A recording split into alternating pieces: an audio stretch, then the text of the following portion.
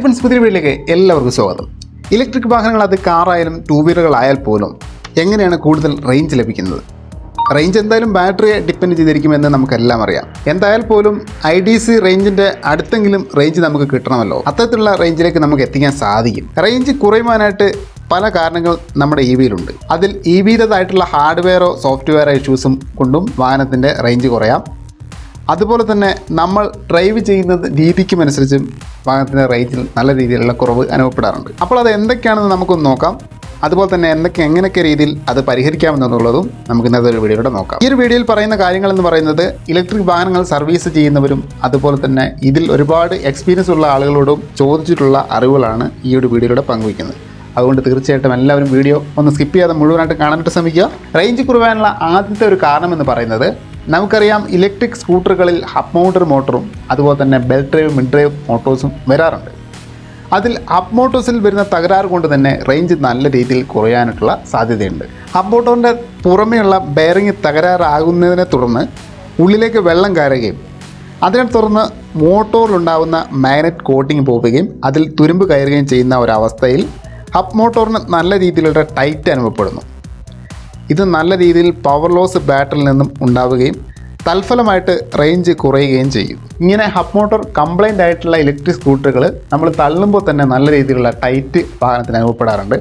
അപ്പോൾ അങ്ങനെയുള്ള വാഹനങ്ങളുണ്ട് എന്നുണ്ടെങ്കിൽ ഹബ് മോട്ടറിൻ്റെ പ്രോബ്ലം എത്രയും പെട്ടെന്ന് സോൾവ് ചെയ്ത് കഴിഞ്ഞിട്ടില്ലെങ്കിൽ റേഞ്ചിൽ നല്ല രീതിയിലുള്ള കുറവ് അനുഭവപ്പെടുന്നതായിരിക്കും. രണ്ടാമത് ശ്രദ്ധിക്കേണ്ടുന്ന ഒരു കാര്യം എന്നത് ബാറ്ററി മെയിൻ്റനൻസ് ആണ്. വിദഗ്ധർ പറയുന്നതനുസരിച്ച് ലിഥിയം അയൺ ബാറ്ററികൾ 100% വരെ തികയുന്നവരെയും ചാർജ് ചെയ്യേണ്ട എന്നതാണ്. പകരം ഒരു 95% അതിൽ താഴെയുമാണ് ഏറ്റവും കൂടുതൽ വിദഗ്ധരും പറയുന്ന ഒരു കാര്യമെന്ന് പറയുന്നത്. ഇത് ബാറ്ററിയുടെ ലൈഫ് കൂട്ടുവാനും സഹായിക്കുന്നു. ബാറ്ററിയുടെ ലൈഫ് കുറയുന്നതിനനുസരിച്ച് റേഞ്ചിലും കുറവ് വരുന്നതായിരിക്കും. മൂന്നാമത് വരുന്നൊരു കാര്യമെന്നത് സ്പീഡ് മെയിൻറ്റെയിൻ ചെയ്യുക എന്നുള്ളതാണ്. ഒരു 110 km/h ടോപ്പ് സ്പീഡ് വരുന്ന ഒരു ഇലക്ട്രിക് സ്കൂട്ടറിന് എപ്പോഴും നമ്മൾ കുറഞ്ഞത് 65-70 സ്പീഡിൽ തന്നെ കണ്ടിന്യൂ ആയിട്ട് പോയി കഴിഞ്ഞിട്ടുണ്ടെങ്കിൽ ആ ഒരു വാഹനത്തിൻ്റെ റേഞ്ച് എന്നത് റിയൽ റേഞ്ചിൽ നിന്നും ഒരുപാട് താഴെയായിരിക്കും ഉണ്ടാവുക എന്നുള്ളതാണ് ഏറ്റവും കൂടുതലായിട്ട് ഓർക്കേണ്ടുന്ന ഒരു കാര്യം. പകരം എക്കണോമിക് ലെവലിൽ പോകുന്നതായിരിക്കും റിയൽ റേഞ്ച് എന്ന് പറയുന്ന ആ ഒരു റേഞ്ചിലേക്ക് എത്താനായിട്ട് വേഗം സാധിക്കുന്ന ഒരു കാര്യം എന്ന് പറഞ്ഞാൽ. ഇത് പറയുമ്പോൾ പലരുടെയും മനസ്സിൽ വരുന്നൊരു കാര്യം എന്നത് എപ്പോഴും ഈ ഒരു സ്പീഡിൽ നമുക്ക് പോകാൻ സാധിക്കില്ലല്ലോ എന്നതായിരിക്കും.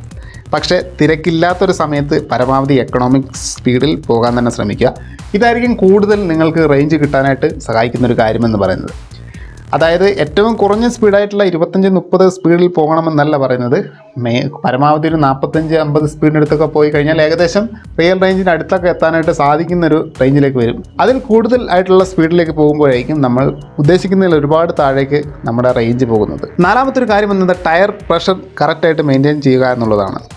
കറക്റ്റായിട്ട് ടയർ പ്രഷർ നിലനിർത്തിയാൽ മാത്രമേ നല്ല രീതിയിലുള്ള റേഞ്ചിലേക്ക് എത്താനായിട്ട് സാധിക്കുകയുള്ളൂ. ഇത് നമ്മൾ പെട്രോൾ വാഹനങ്ങളിലും ശ്രദ്ധിക്കേണ്ടുന്ന ഒരു കാര്യം തന്നെയാണ്. ഈ ഒരു കാര്യം ചെയ്യുന്നതോട് കൂടിയിട്ടും റേഞ്ച് കൂട്ടാനായിട്ടുള്ള ഒരു സഹായം തന്നെയാണ്.